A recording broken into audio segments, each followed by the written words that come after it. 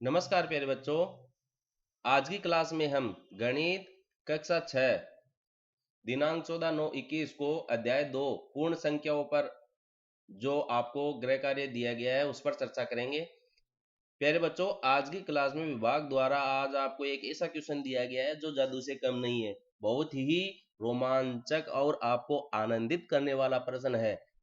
देखिए, उसके क्रम पर हम उसके बारे में चर्चा करेंगे। पहला प्रश्न देखते हैं। निम्न कथन सत्य है या असत्य? आपको केवल सत्य और असत्य के बारे में बताना है। सत्य हो तो सही का निशान, असत्य हो तो गलत का निशान। देखिए, दो पूर्ण संख्याओं का गुणनफल भी एक पूर्ण संख्या ही होती है। प्यारे बच्चों, पूर्ण संख्याओं का अध्ययन हमने जब किया तब हमने देखा था कि संख्या रेखा जो होती है वो जीरो बीच में होता है, उसके दाहिने तरफ धनात्मक संख्या होती है, पॉजिटिव नंबर होते हैं, और जीरो के बाई तरफ उसके नेगेटिव नंबर होते हैं। तो जीरो सहित समस्त धनात्मक संख्याओं को हमने पूर्ण संख्या की संज्ञा दी थी। यानी कि जीरो और जो धनात्मक संख्याओं का समुच्चय है या समूह है, धनात्मक संख्याओं का समूह है जिसमें जीरो भी शामिल है। धनात्मक संख्याओं के साथ कौन शामिल है? जीरो।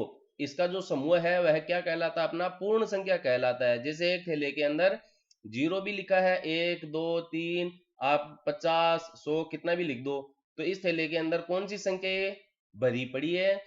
पूर्ण संख्या ये भरी हुई है। अब देखिए हमें क्या जवाब देना है कि इनका गुणनफल एक पूर्ण संख्या होता है। अब आप इस थैले में जैसे आप कितनी सारी संख्याएं रख दीजिए, जीरो से जीरो और इसके आगे की ये 1 2 3 जितने अनंत तक चलती रहेगी ये। तो हम अगर दो संख्याओं को गुणा करें तो जैसे 1 गुणा 1 का मतलब 1 हो गया, तो ये एक, देखिए जीरो और इसके बाईं तरफ ही दाहिने तरफ ही आ रहा है, इसका मतलब गुणनफल जो है एक पूर्ण संख्या प्राप्त हो रही है। सही बात है। आप दो को दो से गुणा कर लो, 4 आ रहा है तो 4 भी जीरो के दाहिनी तरफ आ रहा है, इसका मतलब यह भी एक पूर्ण संख्या है। 3 को 2 से गुणा कर लो, यह भी 6 प्राप्त हो रहा है तो 6 भी क्या है? एक पूर्ण संख्या है। आप किसी भी संख्या को, किसी भी धनात्मक संख्या को गुणा करके देख लीजिए। जैसे जीरो को 2 से गुणा कर ले तो जीरो प्राप्त होगा, तो जीरो भी तो पूर्ण संख्या में शामिल है। जीरो सहित समस्त धनात्मक संख्याओं का जो समूह है वह पूर्ण संख्या कहलाती है। तो जो ए नंबर का ऑप्शन है वह सत्य है, यानी कि दो पूर्ण संख्याओं का गुणनफल एक पूर्ण संख्या प्राप्त होती है। पूर्ण संख्या व्यवकलन के अंतर्गत संवर्त होती है।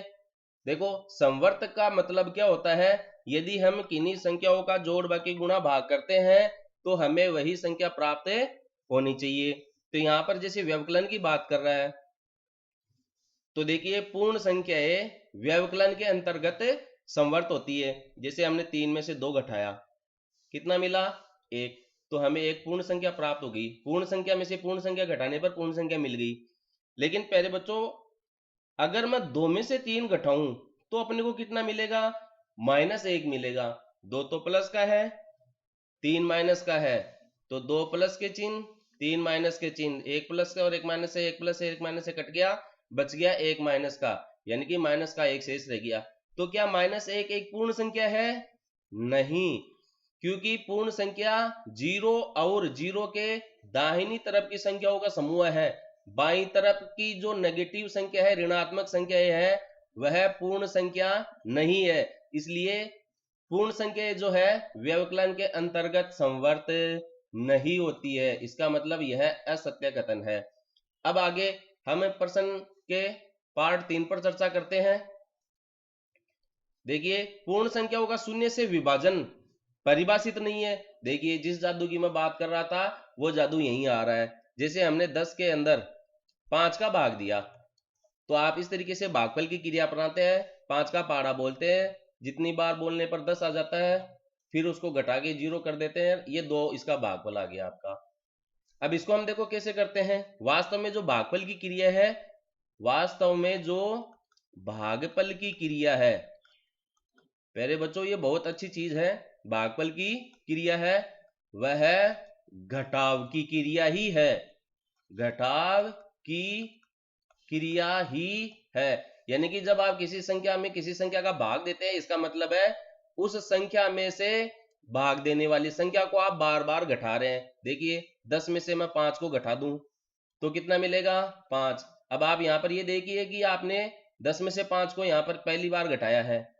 अब आप 5 का भाग दे रहे हैं तो जब तक आपको 0 या 5 से भाग देने वाली संख्या से छोटी संख्या नहीं मिलती है तब तक आप घटाते रहे। तो ये 0 मिल गया। ये कौन सी बार घटाया 2 बार घटाया। अब देखो 0 प्राप्त हो गया है, यानी कि ये आपका शेषफल हो गया है। या तो 0 मिलेगा या भाग देने वाली संख्या 5 है उससे छोटा आपको शेषफल प्राप्त हो जाएगा। वहां पर आपको घटाना बंद कर देना है। तो यहां पर देखिए कितनी बार घटाया है 2 बार घटाया है तो आपका भागफल हो गया है 2, जो कि आपका देखो ये प्राप्त हो रहा है। तो इस प्रकार हम भागफल की क्रिया को इस विधि से न करके इस विधि के द्वारा भी कर सकते हैं।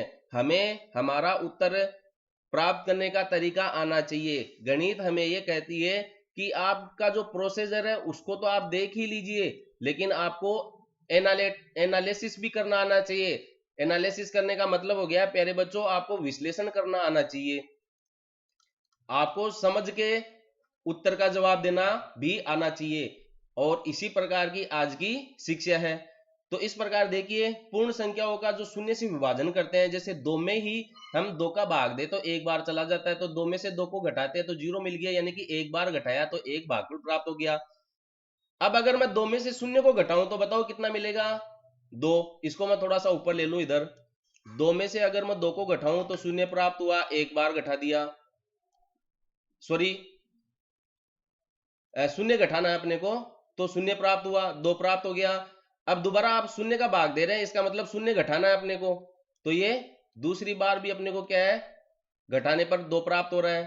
फिर आप 0 घटाए तो 2 प्राप्त हो रहा है, फिर आप 0 घटाए तो 2 प्राप्त हो रहा है, फिर आप 0 घटाए तो भी 2 प्राप्त हो रहा है, फिर आप 0 घटाए तो भी 2 प्राप्त हो रहा है, और फिर आप 0 घटाए तो भी 2 प्राप्त हो रहा है। यानी कि ये प्रक्रिया जो है आपकी अनंत बार आप करते रहेंगे तो भी आपको कभी भी कोई जवाब प्राप्त नहीं होगा।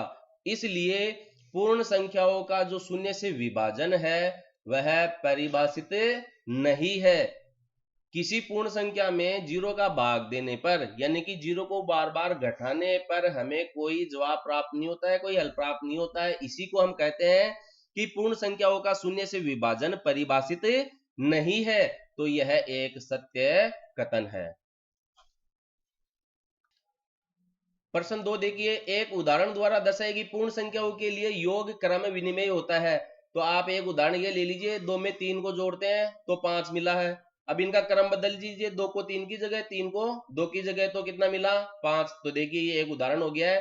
पूर्ण संख्या है, 2 भी एक पूर्ण संख्या है, 3 भी एक पूर्ण संख्या है। आप दूसरी ले लीजिए संख्या, 1 और 2 को जोड़ेंगे 3, 2 और 1 को जोड़ेंगे तो भी 3। क्रम बदल दिया तो भी हमें क्या है पूर्ण संख्या ही प्राप्त हो रही है। पूर्ण संख्या का मतलब है कि संख्या रेखा पर 0 और 0 के दाहिनी तरफ की जो संपूर्ण संख्याएं हैं 1 2 3 4, आप आगे तक लिखते रहिए, यही संख्या अगर प्राप्त होती है तो वो पूर्ण संख्या है। क्या यह कथन सत्य है? 16 में 4 का भाग देंगे तो देखिए ये जो ब्रैकेट लिखा हुआ है, सबसे पहले में तो हमें ब्रैकेट को हल करना है इन दोनों में से ही। तो बाएं पक्ष में देखते हैं, 16 में 4 का भाग देना है हमें, तो 4 चौक 16, 4 बार गया, फिर भागफल का निशान 2, और इधर 16 भाग, फिर ब्रैकेट वाली भागफल को हल करेंगे, 4 में 2 का भाग देंगे तो 2 आ गया, 4 में 2 का भाग लगाएंगे, अब यहाँ पर तो 2 मिला, और 16 में 2 का भाग लगाएंगे तो 8। तो क्या ये बराबर प्राप्त हुए हैं क्या? तो इसका मतलब यह कथन सत्य नहीं है। ब्रैकेट 3 या 4 से अधिक पद दिए गए हो तो हमें क्या करना है, सबसे पहले ब्रैकेट वाली संख्या को हल करना है। ये ब्रैकेट इसीलिए यहां पर दिया गया है। अब प्रश्न संख्या 4 में भी अपने को यही करना है, ब्रैकेट में दी गई संख्या को पहले गुणा करना है, फिर बाहर वाली संख्या से गुणा करना है। तो ये 6 पंचे 30 गुणा 3 बराबर 6 गुणा 5 3 15, 3 तिया 9, 90 मिल गया, 15 छिगाड़ी 90। तो ये इसका हल हो गया है। प्रश्न संख्या 5 में पूर्ण संख्याओं का योग पर गुणन का वितरण नियम क्या है? यानी कि a गुणा b प्लस c बराबर होता है a गुणा b प्लस a गुणा c। धन्यवाद।